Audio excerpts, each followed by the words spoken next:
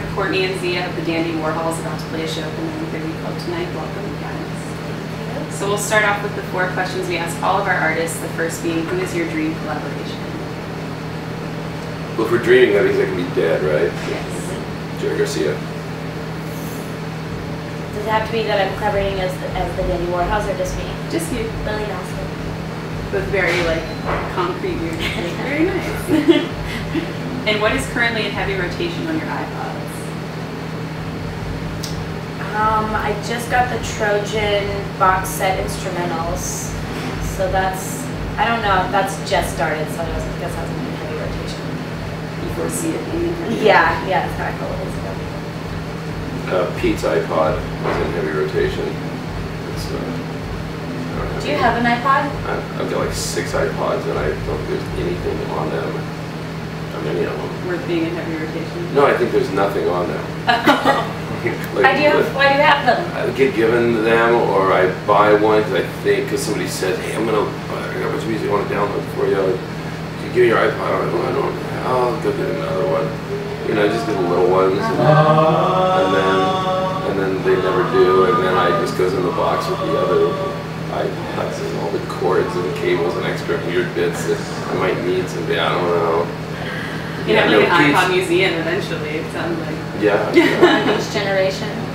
Getting back to like the 14, 1500s. And who would you all like to see do a reunion tour? We can do Living and Dead on that too. We can do a reunion tour. A little more interesting.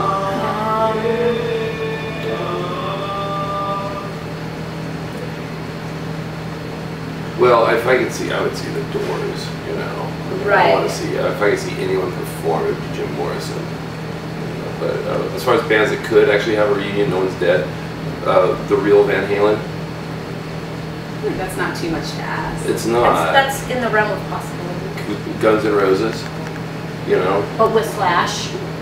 Yeah, all of them. The drummer's gone, but I'll do the drums. That's it. Dandies are my first band playing guitar and singing. I was a drummer my entire life. I'm an 80s. I'm even an 80s style drummer. I play that style. That's right. You know, that kind of 80s kind of Tommy Lee-ish thing. That's what I do. So. Note to GNR. You needed it. Well, the real reunion tour. I asked Axel about it. He's like, oh, he's on. Well, Slash ain't gonna do it. That's what he said. Oh, he's got a big problem with me. I don't know what his problem is. I don't know. It's obsessive. Bullshit problem. Like, okay, dude. I guess that means I won't be drumming for the GNR reunion. At least you put the feelers out there. That's yeah, exactly. Yeah. Well, yeah, I would want to see Zeppelin, but I'd want to go back in time. I wouldn't want them to get back together and be old. Right. I just want to go back and see it full on, proper. Zeppelin, Zeppelin is the only thing in rotation in my world. In my car, the cassette's been in there for like 6 months, and I've tried putting in the Birds, and I've tried putting in Devo, Are We Not Men, and it comes right back out, and the cassette of Zeppelin 4 goes in again. It's just unbelievable. I'm so bummed my car doesn't have a cassette player now. So heavy rotation in your cassette player. Cassette's different because what you have on cassette is completely different. Yeah, I'll end up with like some Dolly Parton greatest hits or something that Tilly will be obsessed with it. Won't really change it. And what was everyone's first concert? Man, mine sucked. I always went for the worst done as not cool in any kind of from any At least angle. mine was the Scorpions and the Iron Maiden. Oh. Right, see that's cool. Nelson, not Willie Nelson. Those 2 brothers. Yeah, the hair. God, there had to have been a better one before that. What, Jerry Lee Lewis's cousin at the county fair? That was before that. Yeah, cool. Say that one. I can't remember his name. Jerry Lee Lewis's cousin. Lifestyles of the Relatives of the Rich and Famous. Absolutely. Yeah, they were all county fair ones before that Nelson one. I mean, 3 Dog Night, I saw them at the county fair. That was awesome. Say that one. Alright. The record. And I got on stage with them. Oh, of course, I had to run up 5. and see Jerry. I was about like, no, I was 12. Well, that's a fun story. We'll go with that one's Okay. Alright. And so now we have a couple of fan questions. The first is from Tim Wendland, and he wants to know, what is it like trying to collaborate or coordinate with a drummer that is living in Australia? About the same as it was when he lived in Southeast. Yeah, I mean, we do our sessions, we all come in and schedule time now. For the recording stuff, it's not that much different because shipping the files from Australia is no different than shipping a file from someone's living room in Portland. 10 years ago would have been impossible. Right. Yeah. This is only now a current thing where you can have a band member move away and not lose them. Yeah. We have to rehearse only to get like the minimum amount of rehearsals we can fit in for a tour, so we don't have that hang time that we used to just sort of come up with ideas together. That's kind of a thing of the past apparently.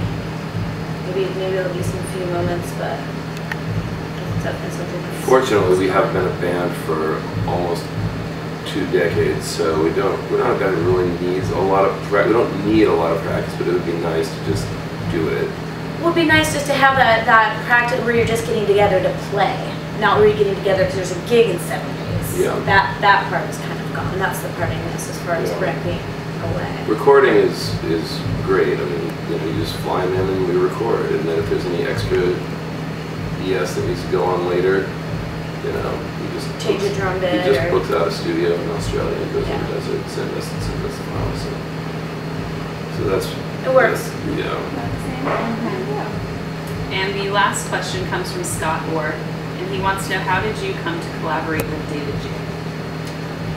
Well, in this club upstairs, about 15, 16 years ago, we were actually bumbled on stage with Love and Rockets, and I sang Bela Lugosi's Dead, which was basically me fronting Bauhaus for like 4 minutes, and I think Zia was humping on Pete. He was humping on David J. Who knows? I mean, it was just she was humping on. Oh yeah, hump on any of those guys. Oh, it was a huggy, drunky. Just mess. Everyone. Okay, cuddle. Yeah, it was everyone. Yeah. Oh no, that wasn't for Bela Lugosi. That was for Yin Yang the Flower Pot Man when we all came up down. But and after that, basically we just became really good friends and have been for the whole time now. And David comes up to Portland a lot and DJs, so we hang out with them. And we toured with them. Yeah. For a month or whatever. I think they were like 2 months back then. Tours used to be so grueling. Chasing around a tour bus when you're in a van. And we had the best van I've ever seen any band have. I mean, by far. It was, we had it easier than anyone, and it was still just nearly impossible. Jesus, how did we do that? So much younger. Right, when you're 20 something. But then you see like Guided by Voices pull up in their van. I'm like, dude, you guys are. How have you made this? This is what they never knew any different. They never have a tour bus. They just love it. That's just how they want it. It's gritty and real, and they would never have tour buses. They don't want to know what's on the other side, then you can't go back. Tour buses are for pussies in that world. You just stick it out with the band, and that's some real rock tour, and anyone else is a sellout. Yeah, I do miss.